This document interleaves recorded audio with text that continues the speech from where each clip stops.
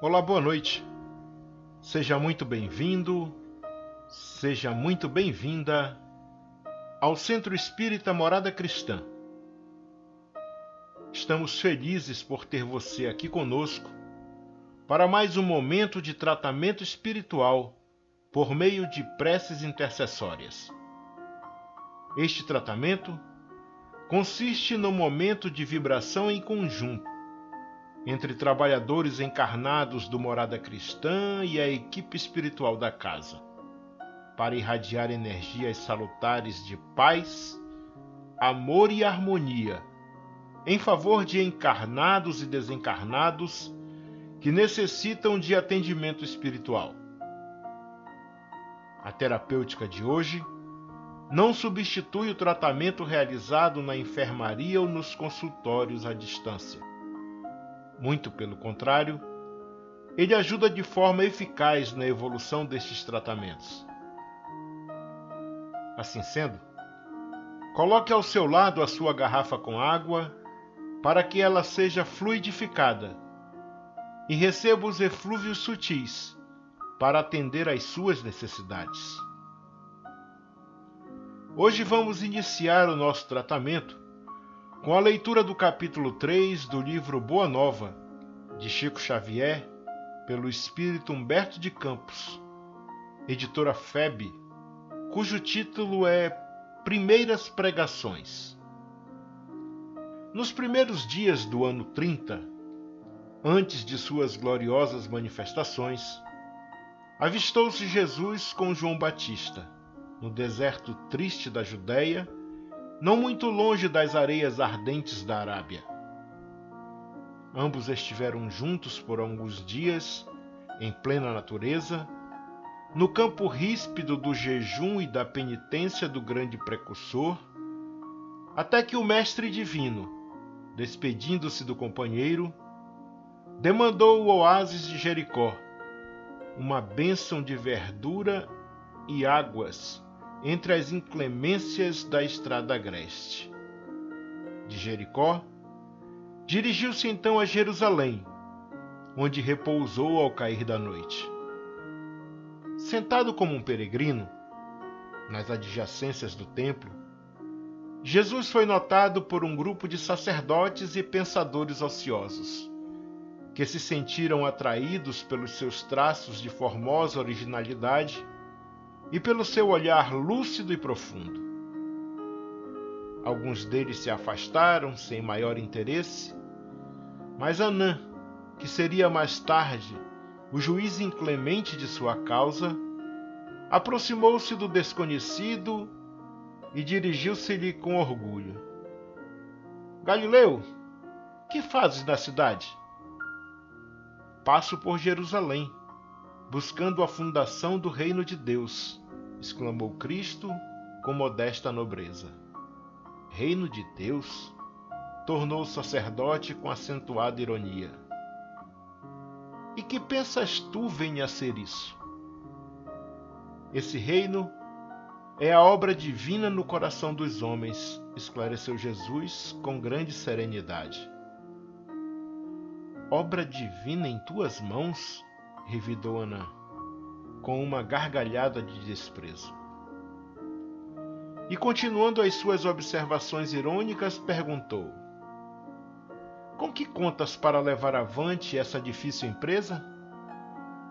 Quais são os teus seguidores e companheiros?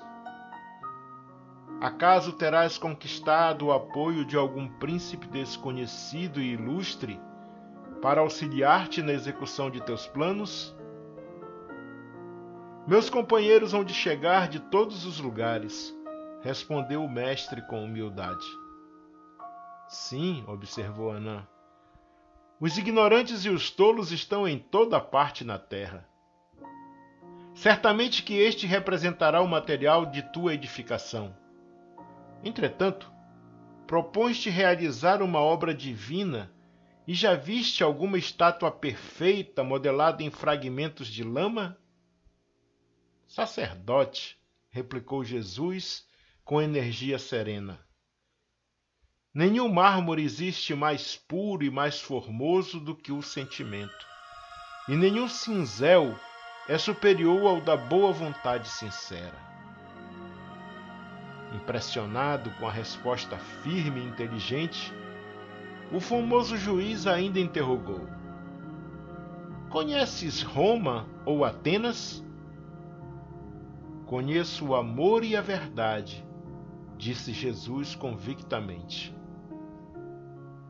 Tem ciência dos códigos da corte provincial e das leis do templo? Inquiriu Anã inquieto.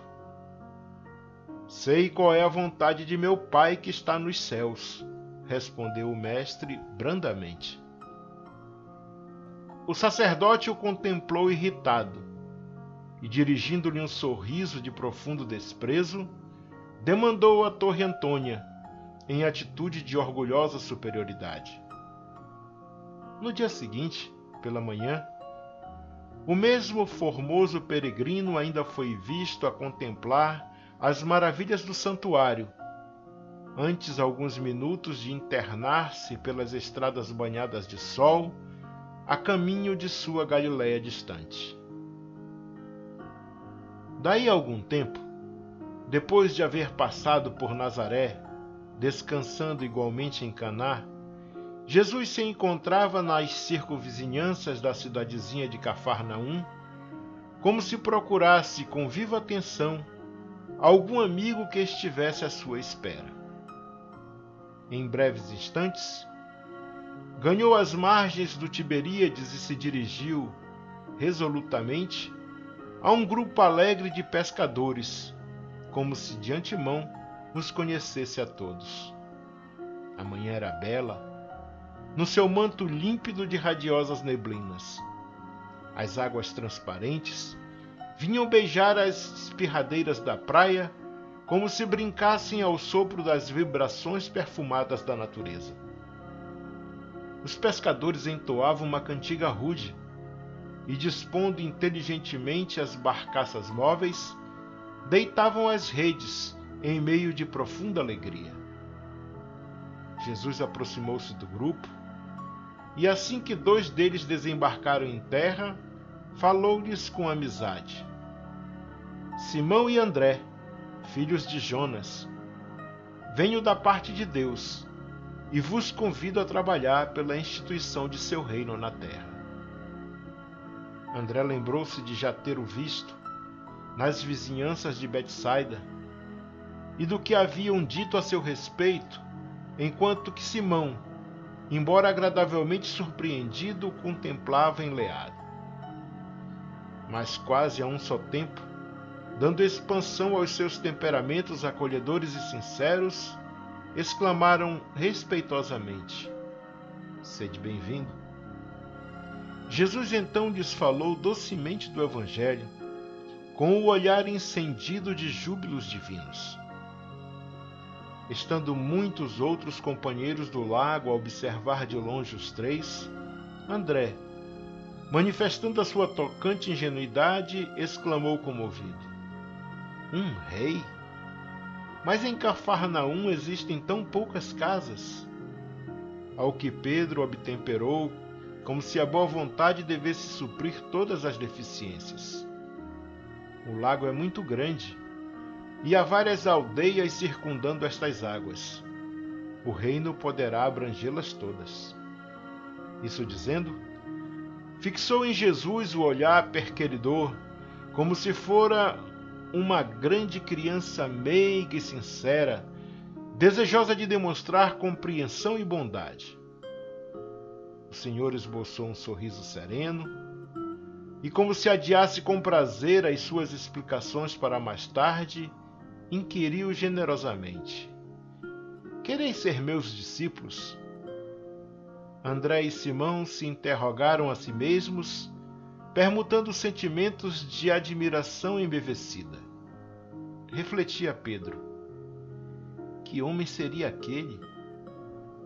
Onde já lhe escutara o timbre carinhoso da voz íntima e familiar? Ambos os pescadores se esforçavam por dilatar o domínio de suas lembranças, de modo a encontrá-lo nas recordações mais queridas.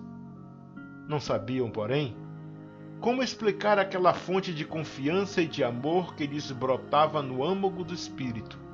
E sem hesitarem, sem uma sombra de dúvida, responderam simultaneamente: Senhor, seguiremos os teus passos. Jesus os abraçou com imensa ternura, e como os demais companheiros se mostrassem admirados e trocassem entre si fuxicos ridicularizadores, o mestre, acompanhado de ambos e de grande grupo de curiosos, se encaminhou para o centro de Cafarnaum, onde se erguia a intendência de Antipas. Entrou calmamente na coletoria e, avistando um funcionário culto, conhecido publicano da cidade, perguntou-lhe: Que fazes tu, Levi? O interpelado fixou-o com surpresa, mas, seduzido pelo suave magnetismo de seu olhar, respondeu sem demora: Recolho os impostos do povo devido a Herodes. Queres vir comigo para recolher os bens do céu? Perguntou-lhe Jesus com firmeza e doçura. Levi, que mais tarde seria o apóstolo Mateus, sem que pudesse definir as santas emoções que lhe dominaram a alma, atendeu comovido: Senhor, estou pronto. Então vamos, disse Jesus abraçando-o. Em seguida, o numeroso grupo se dirigiu para a casa de Simão Pedro, que oferecera ao Messias acolhida sincera em sua residência humilde, onde o Cristo fez a primeira exposição de sua consoladora doutrina, esclarecendo que a adesão desejada era a do coração sincero e puro, para sempre, às claridades do seu reino. Iniciou-se naquele instante a eterna união dos inseparáveis companheiros. Na tarde desse mesmo dia, o mestre fez a primeira pregação da Boa Nova na praça ampla, cercada de verdura e situada naturalmente junto às águas. No céu, vibravam harmonias vespertinas, como se a tarde possuísse também uma alma sensível. As árvores vizinhas acenavam os ramos verdes ao vento do crepúsculo, como mãos da natureza que convidassem os homens à celebração daquele primeiro ágape. As aves ariscas pousavam de leve nas alcaparreiras mais próximas, como se também desejassem senti-lo, e na praia extensa se acotovelava a grande multidão de pescadores rústicos, de mulheres aflitas por continuadas flagelações, de crianças sujas e abandonadas, misturados publicanos pecadores com homens analfabetos e simples que haviam acorrido, ansiosos por ouvi-lo. Jesus contemplou a multidão e enviou-lhe um sorriso de satisfação. Contrariamente às ironias de Anã, ele aproveitaria o sentimento como mármore precioso e a boa vontade como cinzel divino. Os ignorantes do mundo, os fracos, os sofredores, os desalentados, os doentes e os pecadores, seriam em suas mãos o material de base para a sua construção eterna e sublime. Converteria toda miséria e toda dor num cântico de alegria, e, tomado pelas inspirações sagradas de Deus, começou a falar da maravilhosa beleza do seu reino. Magnetizado pelo seu amor, o povo o escutava num grande transporte de ventura. No céu havia uma vibração de claridade desconhecida. Ao longe, no firmamento de Cafarnaum, o horizonte se tornara um deslumbramento de luz e, bem no alto, na cúpula dourada e silenciosa, as nuvens delicadas e alvas tomavam a forma suave das flores e dos arcanjos do paraíso. Assim seja.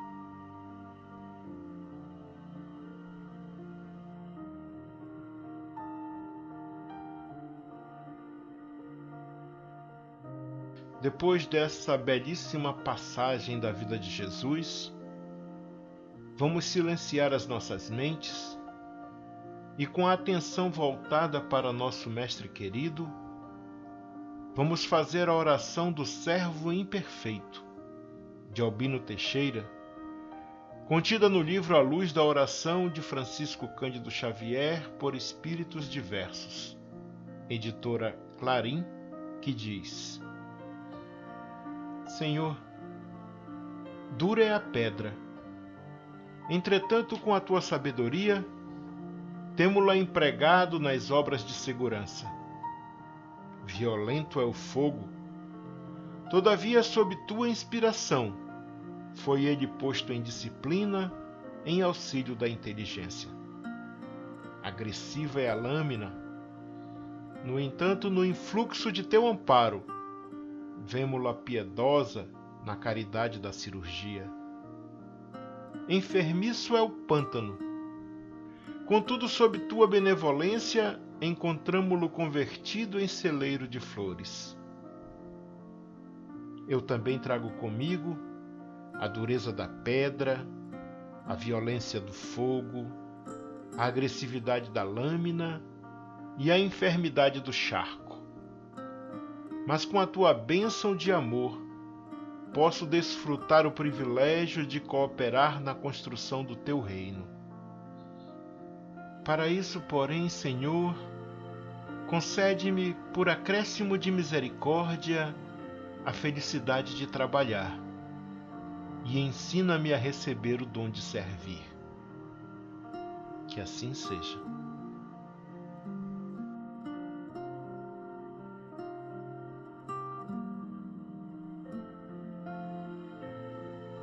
Agora, meus irmãos e irmãs, vamos nos recolher em prece, agradecendo a Deus por nossas vidas e pedindo os recursos necessários para nos tornarmos verdadeiros cristãos.